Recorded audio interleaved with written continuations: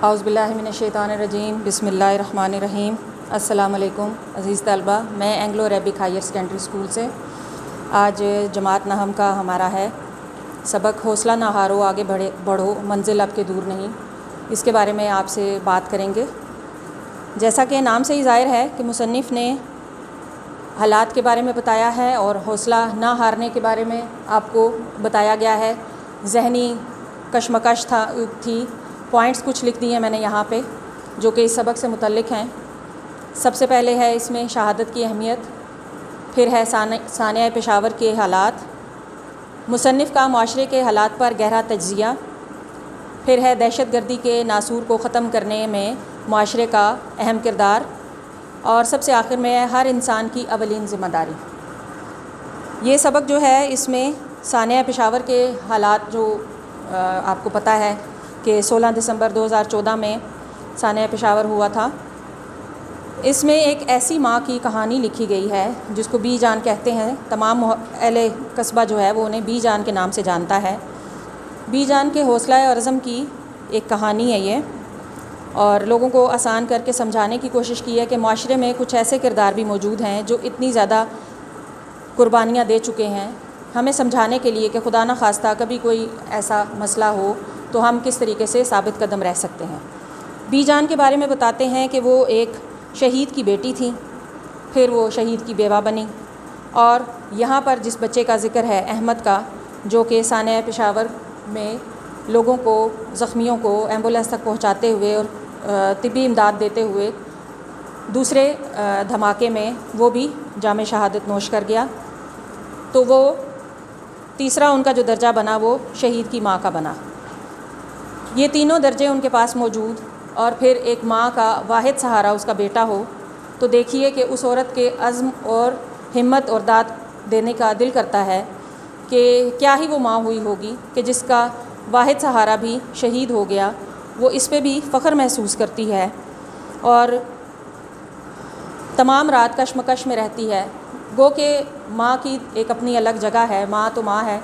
بیٹے سے محبت ایک فطری عمل ہے، پھر وہ کھو جائے، ختم ہو جائے، شہید ہو جائے، کہنے کو آسان ہے کہ بہت بڑا رتبہ ہے، لیکن جس ماں کا ایک واحد سہارا ہو، اس کا ذہنی کیا اس ٹائم ذہن میں اس کے کیا ہوگا اور کیا طبیعت ہوگی اس کی۔ پوری رات وہ اس کشمکش میں رہی، بے چینی میں رہی اور سو نہ سکی۔ صبح ہوئی تو اس نے فیصلہ کیا، تمام محلے والوں کو اکٹھا کیا، اور اس نے یہ جوش اور عزم سے یہ بات بتانے کی کوشش کی۔ اس کی ہمت کو بارہا ہم سلام پیش کریں گے کہ اتنے حوصلے والی خاتون کہ تمام محلے کو وہ اکٹھا کرتی ہے، معززین کو، اور ان کو کہتی ہے کہ اب وقت آ گیا ہے کہ ہم کوئی ایسا اقدام کریں جو کہ معاشرے میں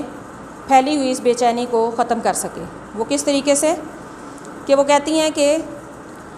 ہمیں ہی دہشت گردی کو ختم کرنے کے لیے پہلا قدم اٹھانا پڑے گا، اس کے لیے کچھ اقدامات کرنے پڑیں گے۔ اقدامات کرنا اتنا آسان نہیں ہے، کہنا آسان ہے، اس پر عمل درآمد کرنا کسی بھی کام کا بہت مشکل ہوا کرتا ہے۔ انہوں نے کچھ لائحہ عمل تیار کیا ہوا تھا جس کے بارے میں انہوں نے محلے والوں سے، معززین سے بات کی کہ ہم کس طریقے سے آئندہ کوئی اس قسم کا کوئی حادثہ پیش نہ آئے، اس کے لیے تمام لوگوں کو آگاہی فراہم کرنے کی ضرورت ہے۔ لوگوں کو یہ بتانے کی ضرورت ہے کہ ہمیں کس طریقے سے نبرد آزما ہونا ہے دہشت گردی سے اور دوسرے کسی بھی ایسے واقعے سے جو کہ خدا نہ خواستہ کوئی تکلیف کا باعث ہو یا کسی پریشانی کا باعث ہو۔ انہوں نے بچوں کو، جوانوں کو اکٹھا کیا اور انہیں ان کی ذمہ داریاں سمجھانے کی کوشش کی۔ سب سے پہلے انہوں نے کچھ باتیں بتائی کہ ہر شخص کو اس ناسور کو ختم کرنے میں اپنا اپنا کردار ادا کرنا ہے۔ کہتی ہیں کہ جیسے کہ ہم جانتے ہیں کہ پہلے بھی اسکول کو اس کا نشانہ بنایا گیا ہے، سانحہ پشاور آپ کو پتہ ہے کہ آرمی کے اسکول میں یہ ہوا تھا، تو انہوں نے یہ کہا کہ وہاں پر کس طرح کے طریقہ کار ہوں، سی سی ٹی وی کیمراز لگائے جائیں، ہر ایک انسان اپنی ذمہ داری پوری طریقے سے نبھائے، وہ اس طریقے سے کہ ہر آنے جانے والے اجنبی پر نظر رکھی جائے۔ ایمرجنسی کے جو نمبر ہیں وہ جگہ جگہ پر چسپاں کر دیے جائیں دیواروں پر خوش خط لکھ کے، تاکہ کوئی بھی ایسے وقت میں یہ نہ سوچے کہ کہاں پر اطلاع کرنی ہے اور وقت دیر ہو جائے اور کوئی خدا نخواستہ کوئی حادثہ پیش آ جائے۔ اس کے علاوہ انہوں نے کہا کہ محلے میں ریڑھی والوں کے، دکانداروں کے بارے میں بھی انہوں نے بتایا کہ کچھ لوگ جو کہ اجنبی ہیں، کیونکہ دکاندار اور ریڑھی والا جانتا ہے کہ محلے میں کون کون رہتا ہے، اگر کوئی اجنبی نظر آتا ہے تو ضرور اس سے پوچھ گچھ کرے کہ وہ کون ہے، کیا چاہتا ہے اور کیوں یہاں موجود ہے۔ کوئی ایسا مشکوک سامان کا تھیلا یا کوئی اس طرح کی کوئی چیز یا کوئی ایسا گاڑی موٹر سائیکل کھڑا ہے تو اس کے بارے میں بھی جانچ پڑتال ضرور کرے۔ قصبے میں انہوں نے کہا کہ آگاہی سینٹر موجود ہونا چاہیے۔ اب ایک دم سے تو کوئی آگاہی سینٹر مل نہیں سکتا،